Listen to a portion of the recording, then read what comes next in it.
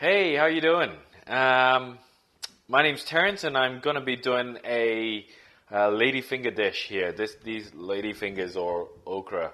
I don't know. My mom's from Malaysia, so she called them ladyfingers. I think that's what they call them in Singapore as well. So I'm just gonna do a little dish here. It's just a side dish to go with the meal that I'm making, and I've got a sort of, I don't know if it's unique, it's just the way I like to do this from time to time. It's a bit convoluted, and I'll go through the process. The main flavor bits come from this thing called belacan. And you can buy these in packs from Chinese shops. I don't know if you can see it, let me know. Yep, you can see it. So that's belacan here. And the other thing that's the other key ingredient, apart from the okra and the belacan, is a bit of tamarind. I've also already pre-cut up some, garlic, so I'm not going to go through that now, but it's a really simple thing. What I'm doing with it is, first thing I'm going to do, I've already washed them. First thing I'm going to do is I'm just going to chop the edge off, and if it's nice and fresh like this one is, then you don't really have to do much. Like, honestly, it's pretty good like this. Some people like to take the edge off here. I really don't mind. I sort of like it as it is. So I'm probably, you know what? I'm just going to do it like this today. I'm going to do it. And you can tell, like, when you cut into it, it's got this really slimy texture that pops out. Like, I don't know if you can see that bits of slime coming out. And if you're seeing bits of slime coming out, that means your okra. Well, I don't know if it's true or not. That's the way I like to think of it. I like to think it means the okra is fresh-ish and still alive. So when you pop the belacan out, it actually looks like a big block. I actually think you can buy this in a paste. I've seen people do it in a paste. So I'm just going to cut, like I'm telling you, you don't need much. And it's got a really strong pungent flavor. So you don't need much. Like, that's a lot. Seriously, that is a lot of belacan. Okay, I could actually eat the whole block, I swear. But it's got such a strong flavor, you don't need much more than that. Okay, so I'm just going to put that in there so you can see that I've cut it up. You know what? I'm just going to break it into little bits and put it there. If your belacan's been sitting in the fridge forever, then it sort of dries out and gets a bit hard. And then it's harder to do what I just did there. The other thing I'm going to get out is tamarind, and I've got a wet tamarind seedless one, so it tells you on the pack it's seedless. And if you can't be bothered to do what I'm going to do now, you can actually buy this in a jar. So if you buy it in a jar, then the good thing is that you just literally take a teaspoon in and you grab out the tamarind.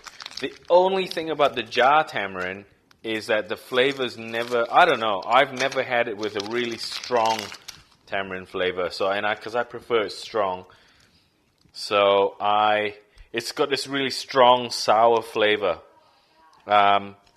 If you like it, then put some in, and if you don't like it, you can probably omit this. So yeah, it's got a texture. It's soft. It's actually soft. It doesn't get soft when you leave it in the fridge forever. But again, you don't need much when you have tamarind with this sort of, like, I don't know, power or strength. So I'm only going to grab a little knob of it, and that's enough. Because I don't really, that's a lot of tamarind right there. That's a lot of tamarind. Now, tamarind you sort of need to prepare. Like, remember, I'm not doing a lot of vegetables. This is really not much. Okay, so it's like a bit more than a handful. So not really doing a lot of okra. So for that, a knob this size is plenty. And you're not actually going to use a knob. What you're going to do is you're going to put some water in it. So just sit right there. I'm going to grab some water. Like so. Right? And then all I'm going to do is I'm going to use my fingers to squeeze at it.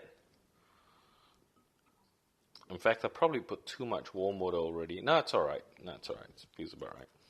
You squeeze into it because you'll notice there's actually seeds in there. So, like, it says seedless, but it sort of got husks and stuff. If you squeeze into it long enough, and this takes a little while, so this might take about, 10 minutes. If you just got your tamarind out of the fridge and it's been sitting there for half a year, then, well, you probably find this bit really tricky. But if it's relatively fresh, it comes apart pretty quickly.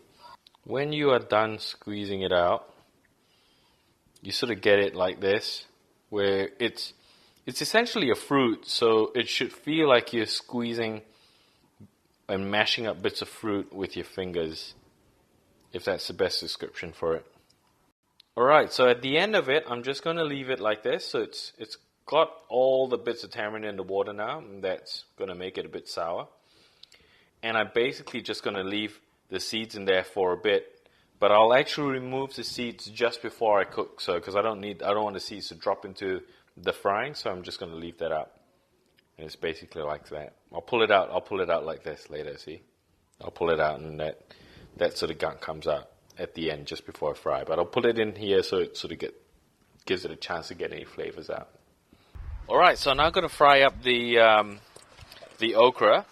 And I brought it outside and I thought I'd fry it at night so you could see what I'm doing with this Rambo high pressure heat fryer thingy.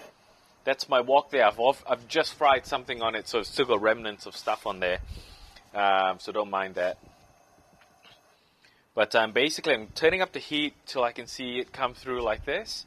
Okay, so now that I've got this heated up, what I'm going to do is I'm going to put a bit of oil in. We're going to start by breaking up that belacan. So I'm going to put some oil in, not too much. And I don't want it too hot, so I'm watching the heat here. I'm bringing it down a little bit. And the first thing I'm going to do is pop in that belacan, and I'm going to break it up in there. Probably, I didn't put all of it, I only put some of it in there. And you can see that's a lot of belacan. Okay? The first thing I want to do is break up the belacan. It's about a tablespoon worth until it's sort of granular, which it is now. Then, I'm going to pop the heat up on high and pour in the okra. At this stage, I sort of circle the okra in, okay, like that, and coat the okra with the belacan that I fried up in the oil. And now that that's done, and you can see it's all come off the side and it's sticking up to the okra. I'm going to turn the heat down a little. Now that that's done, I'm going to put the tamarind water on. Not too much, just carefully without the pips.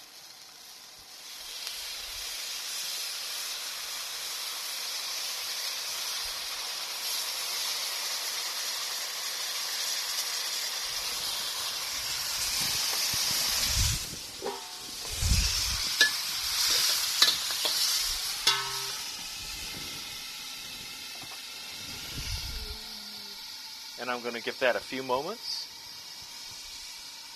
to cook through. It doesn't take long, especially with this heat. And you can tell there's a lot of heat, obviously. So let it fire through. You can actually do this on a wok or even just a plate. Not the plate, what you call it, just a frying pan in the kitchen at home. So you can actually do it. You don't have to have a high pressured wok. It's just that I got this really cool one and I like playing with it, so I'm out here doing it with it. So there we are. That should be enough. You don't want to overcook your vegetables, so that should be more than enough. There we are.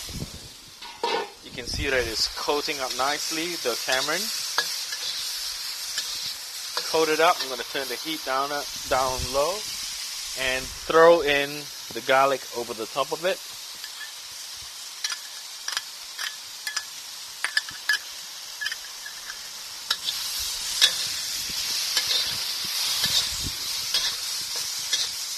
Some garlic over the top of it.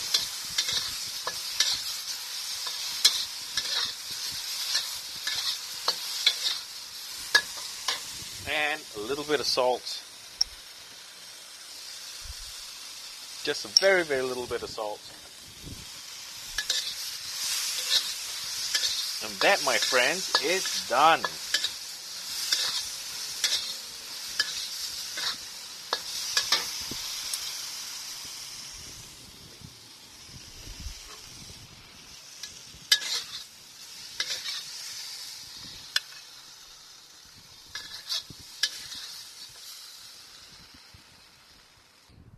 Alright, and there you have it. This is my okra with tamarind and belacan. And it's not spicy, so for those out there who want the spicy, you could have done the same thing. Maybe squeeze in a bit of sriracha, maybe put some fresh chili over the top of it. But I've done this one without any chili. I think it will be just nice. Just like this. Alright guys, so thanks for watching. It's been a real pleasure making this video for you.